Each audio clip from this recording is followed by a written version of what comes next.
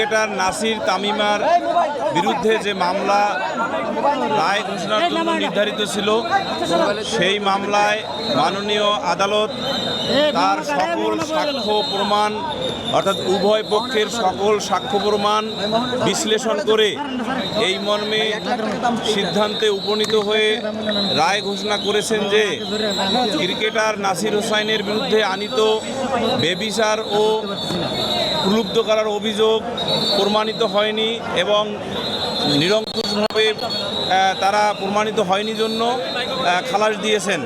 একই সাথে এই মামলার অপর আসামি তামিমা সুলতানা, তার বিরুদ্ধে আনীত যে অভিযোগ সেগুলো বাদী প্রমাণ করতে পারেননি জন্য তাকেও এই মামলা হতে বেকসুর খালাস দিয়েছেন।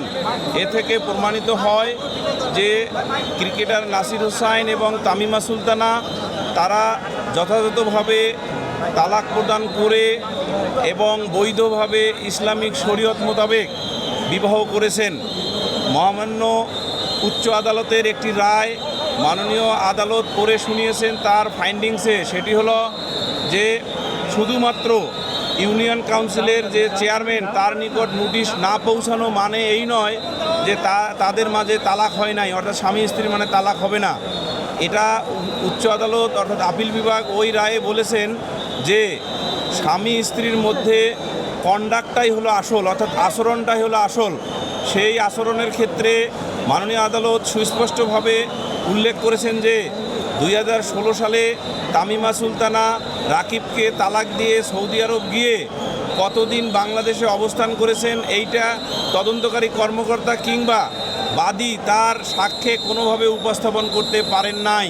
ফলে এই মামলায় ক্রিকেটার নাসির হোসাইন এবং তামিমা সুলতানা বেকসুরভাবে খালাসপ্রাপ্ত হয়েছেন এবং তারা ন্যায় বিচার পেয়েছে।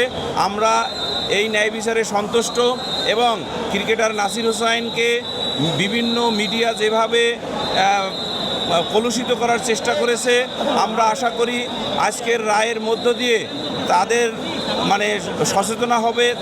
সচেতনতা ফিরে পাবে এবং তারা আর এই ধরনের একজন জাতীয় ক্রিকেটারকে কলুষিত করার জন্য আর প্রচেষ্টা চালাবেন না। ধন্যবাদ সকলকে।